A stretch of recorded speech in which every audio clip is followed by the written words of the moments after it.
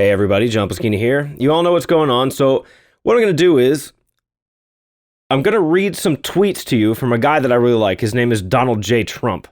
These tweets are from 2013.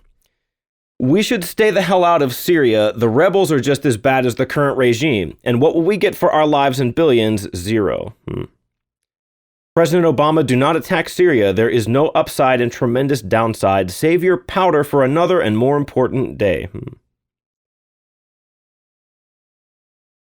We should stop talking, stay out of Syria and other countries that hate us, rebuild our own country, and make it strong and great again.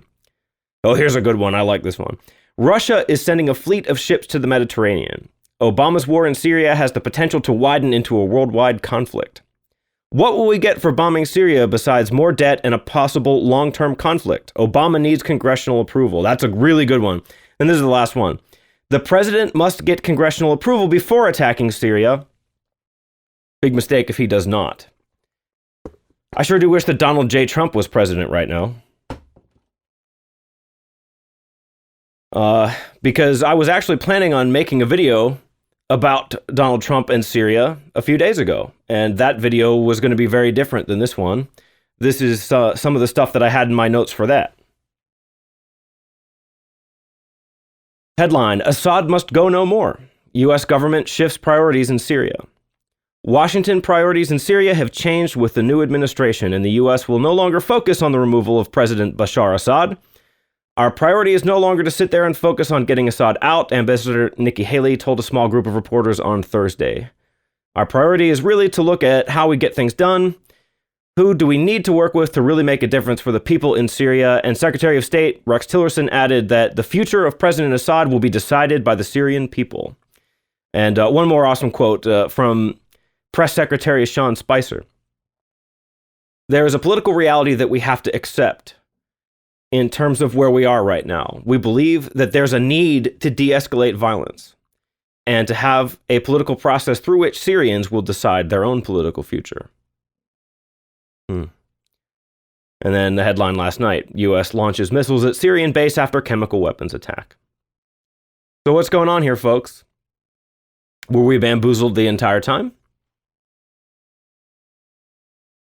I tend to doubt it. I don't think that Donald Trump, all the way back when he made those tweets in 2013, was already planning on running for president and then bombing Syria. And I'm seeing things like that floating around on Reddit and so forth. Lots of people, Stefan Molyneux just put out a really good video where he was trying to guess what might be happening behind the scenes. And I was actually surprised at something that didn't come up. This is what I was planning on talking about. Which is, there's a quote from JFK that unfortunately I think may very well be relevant here.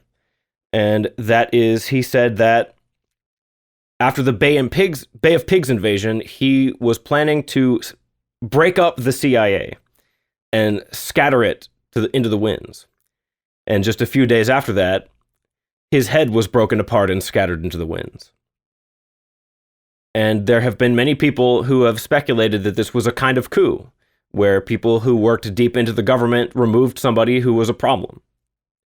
And that's very possible. In fact, I'm not ready to do a presentation on the Kennedy assassination, but I think that it is inarguable that elements within the government were involved in it. And if you don't believe me, go look for the video of Secret Service agents being told to stand down and step away from the caravan, from the presidential motorcade.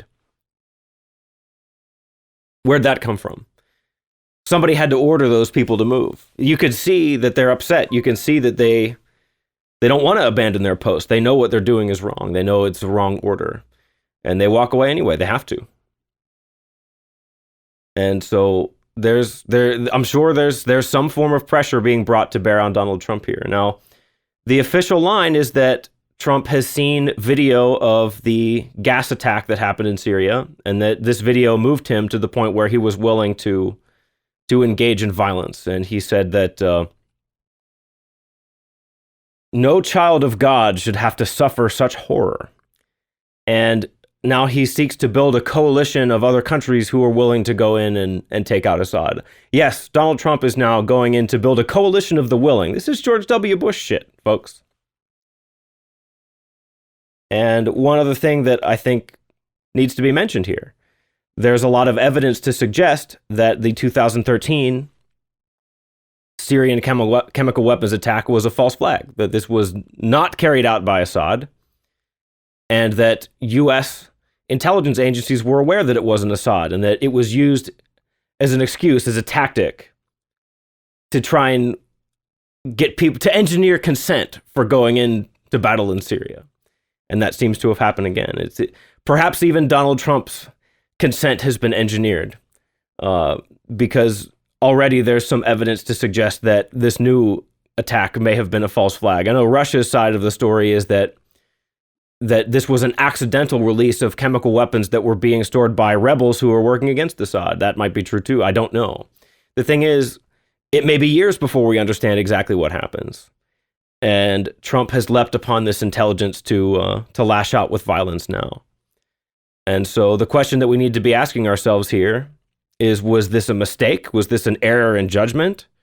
Or has Trump been completely compromised and is no longer acting in the interest of the American people, but is acting instead in the interest of the establishment? I mean, he's clearly acting in the interest of the establishment now. John McCain is thrilled.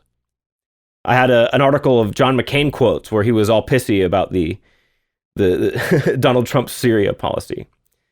And that was another one that I was excited to read on the air. I can't seem to find it right now, though. But all the people who hated Donald Trump are lining up behind him like this, for this. They absolutely refuse to align with Trump to repeal Obamacare, which is something that the Republican establishment was whining about for years leading up to the election. And then as soon as they seized power, as soon as they got the presidency, all of a sudden it's a problem. Oh, we need this bill. Oh, we have to replace it. This is horrible, folks. If things continue going in this direction, and at the moment there is nothing to suggest that they won't. If things continue to go in this direction, then I think the only answer is going to be, eventually we're going to have to start a new country. The secession movements are going to pick up steam. What is going to happen in the American political landscape if Trump completely and utterly fails is going to be frightening, but maybe necessary. And I think what will ultimately happen is once it becomes clear to people that they cannot vote a president in to fix these problems, then people are just going to be desperate for any kind of solution, because if we get involved into some longer drawn out conflict in Syria, and then that's the only thing going on in the news again, we can't have reform of the tax system again. We can't have a drawing down of these ridiculous regulations again. And we'd already reached a point where we were willing to elect Donald Trump. And, Donald Trump was great. That was a lot of fun. That was a very entertaining election. And there were a lot of things about Trump that I liked and wanted to support. But ultimately, voting a reality TV star into the presidency was an extreme act. It was us desperately trying to get some kind of change. And the system is just fighting as hard as it can to prevent any kind of positive change from happening. We can't repeal Obamacare. We haven't been able to stop the refugees from coming in. The wall has been stymied, and yet we're bombing another country. And now I'm starting to get in now into things that other people are saying, and I don't want to waste your time. I wanted to be able to say something new and unique. But I couldn't be silent about this. I feel like a fool in many ways, in many respects. My thought was that Donald Trump might have the strength of personality to resist these kinds of things. Whether it was a threat, whether it was just that they showed him a bunch of videos of children dying and it got to him emotionally. Something that I said to a friend of mine that I don't think I said on the show is that in many ways, the future of Western civilization depends on the strength of Donald Trump's personality. And it seems to me that that strength is failing, and perhaps has failed. I don't know. We have to keep a close eye on this, but I couldn't remain silent.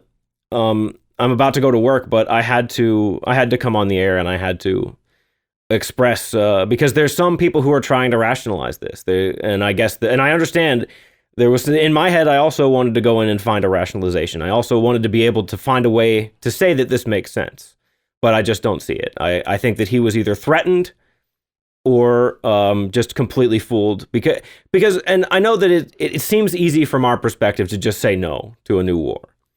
but try and empathize with Trump's position, where he is surrounded by military brass, surrounded by intelligence officers, all of whom are presenting themselves as being knowledgeable, all of whom, and as Donald Trump, who's a businessman who isn't in touch with this kind of thing all the time. These people are going to seem extremely impressive. These people are going to come to him with presentations and photographs and video and satellite footage, and they're going to talk him into doing this stuff. And again, the Donald Trump of 2013 seemed like he might be able to withstand it. But, coupling stuff like that with threats, and who knows, right? This is a bummer, folks. I'm not gonna tap dance around this. After George W. Bush, I promised that I would never carry water for a politician again. And now a president that I voted for has initiated violence against the foreign country on flimsy rationalizations without seeking authorization from Congress. It's a crock of shit. And now I'm getting mad again, but I got to go to work anyway. So thanks for listening, everyone. I wish I had better things to talk about than this, but I'm not going to pull punches. I'm not going to not discuss what's on my mind. So I'll try and talk to you again real soon. It's a harsh, harsh, harsh world out there, my friends. So stay safe and keep thinking. Bye-bye.